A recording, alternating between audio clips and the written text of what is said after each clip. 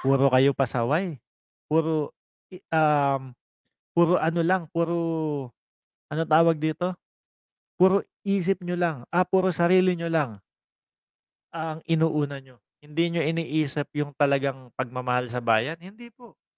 Ipinapahiya niyo ang bayan natin, eh. Paano mo sasabihin na pagmamahal sa bayan yun, 'di po ba? So yung pangalawang topic po natin mga kababayan, related pa din po 'to, diyaan sa New York. Ano, eto si Sir Joy Sonsa, may nakita akong post ni Jay Sonsa, eto po. Sabi ni Jay Sonsa, "Alam niyo ba bakit New Jersey ginanap iyong pakikipagkita ni President Marcos sa Pilipino communities?" Kasi kahapon po na-i-vlog natin talagang, kumbaga lumapag sa New York si Pangulong Bongbong Marcos, pero sa New Jersey o sa Jersey City, doon po nakipagkita ang ating, President Marcos sa mga, Filipino communities. Sandamakmak po, napakadami po ng Pilipino ang nagpakita ng pagsalubong at saya kay Pangulong Bongbong Marcos. Doon po sa Jersey, sa New Jersey, ano po, kasi ano lang 'yan, eh, magkadikit na magkadikit lang po 'yan. Sabi ko nga po sa inyo, 'pag gusto namin yung ibang mga Pilipino, yung mga ibang Pilipino na nagtatrabaho sa Manhattan kung hindi ako nagkakamali, sa New York, para po sila makatipid ng kanilang bahay, sa New Jersey po sila tumitira. Kasi mas mura po. Mas mababa po ang renta ng bahay, ang singil sa bahay. Tapos tatawid lang sila ng bridge papunta po ng New York City. So gano'n po, gano'ng kalapit lang po. Siguro kung tatawirin mo yung bridge na yon ng New Jersey, siguro kapag nilakad mo mga 15 to 20 minutes din po ang haba, ano. So ganyan lang po. So lumapag si Pangulong Marcos sa New York. Hindi lang ako sure kung JFK sa John, Kennedy or, Newark or kung saan po kasi ilan din po ang ano diyan, ang ano ba, ang airport. So, sabi ko, oo nga 'no, lumapag sa New York tapos nakipagkita sa New Jersey. Bakit? Yun po pala may dahilan. Eto po ang sabi ni Jason sa ayon sa impormasyon, lahat ng venue malapit sa New York Consulate sa may Fifth Street, ayan, dun ang tawag dito, New York Consulate sa may Fifth Street, eh, mahaba po 'yan. Nung dati, kung hindi ako nagkakamali, doon sa mismong may Freedom Park kasi dun, eh, may Freedom Park. Tapos mag-i-start ka sa 63rd, aabot ka ng 32, yung 63 to 32 Street. Umabot na ako ng siguro 45 o 30 to 45 minutes, ang haba. So, Fifth Street medyo malayo-layo pa 'yan.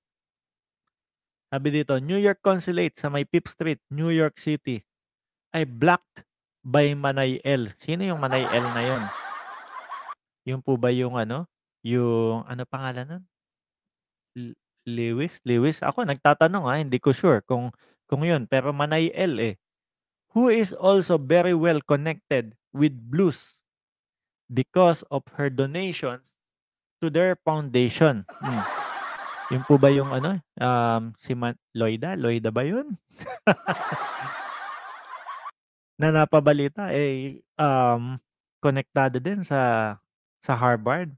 Hindi ko lang po sigurado. Ako din po, eh, nagtatanong pero parang medyo yung Manay L ni Sir Jason sa, eh, yun yung una kong naisip.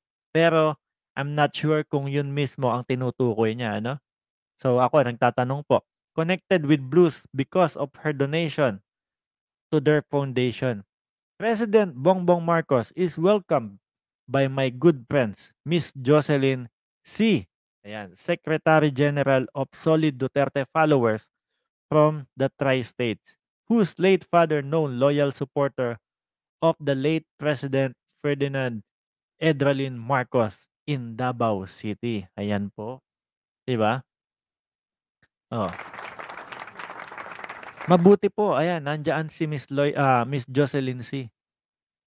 Na gumawa po ng paraan at hinayaan po na makadaupang palad ng ating mahal na presidente. Ano?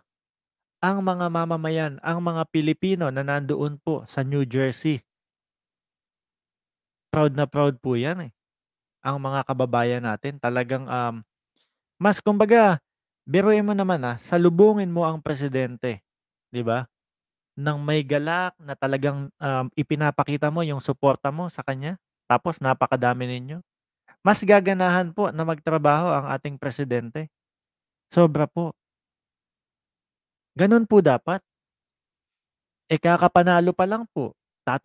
Magtatatlong buwan pa lang yata nakaupo. Sasalubong nyo, welga. Sasalubong nyo, madami na kayo agad na hinaing. Madami na kayo, madami na agad kayong sinasabi na hindi nagampanan ng Pangulo. Sabi ni Ma'am Lynn Garcia, oo nga no, maybe Lloyda Lewis or Lenlen. Tayo nagtatanong lang kasi naglagay si Manong J Sonsa ng Manay L. O for sure naman po 'yan is kumbaga parang kayo na bahala kung sino man ang isipin ninyo. Puwedeng Lenlen, puwedeng Lloyda, puwedeng Lewis, or kung sino man. Baka hindi naman siguro Lynn Garcia dahil yung Lynn Garcia po, talagang sumusuporta po 'yan ng todo-todo sa ating Pangulong Bongbong Marcos, ano? Wala na talagang ano 'tong mga 'to, wala ng, natitirang bait sa biruin niyo ba naman, 'di ba? Iba-block mo yung, 5th Street, ipagkakait mo yung lugar na yun para doon sa mga Pilipino sa Estados Unidos na atat, tama po ba yung word ko? O sabik na makita ang Pangulo. Kasi po sa akin ako okay lang masabihan, atat kang masabihan ng, atat na atat kang makita ang Pangulong Bongbong Marcos, okay lang sa akin. Hindi ko lang po sigurado sa iba. So, ayusin natin yung words, sabik na sabik makita ang ating Pangulo. Ipagkakait mo yun dahil lang hindi nanalo ang presidente mo? O akala ko ba ang Uniteam ang hindi maka-move on? Bakit hindi niyo subukan sumuporta? Ano, baka sakali po 'pag sumuporta kayo, maisip-isip ng Pilipino, talagang makabayan din itong mga 'to. Iba nga lang ng paniniwala, pero dahil nandiyan sinusuportahan nila ang pangulo, ibig sabihin gusto talaga nilang umunlad ang bansa. Pero hindi, hindi po nakikita ng mamamayan o majority ng Pilipino, hindi nakikita po 'yun. Kasi lahat kinokontra niyo. Lahat para sa inyo, naku, si BBM ang gumawa niyan, naku si Inday Sara ang gumawa niyan. 'Wag tayong pumayag na mangyari 'yan. Ano po? 'Wag tayong, pumayag na gawin at kumbaga maging proyekto 'yan, maisakatuparan nila ang proyekto nila. Mali, mali po yung paniniwala niyo na makabayan kayo 'pag gano'n yung ginagawa niyo. Dahil ang totoo pong makabayan, kung natalo ang presidente ninyo, sasabihin niyo sa sarili niyo, "Para sa kinabukasan ng bayan, susubukan ko na maniwala dito sa nanalong presidente. Susuporta ako. Kapagka merong mali na ginawa, saka ako babatikos."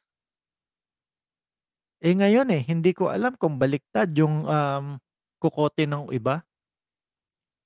Isisisi kay Pangulong Bongbong Marcos yung pagkakagulo dun sa Sugar Order Number 4. Isisisi kay Pangulong Bongbong Marcos yung mga ibang ibang problema.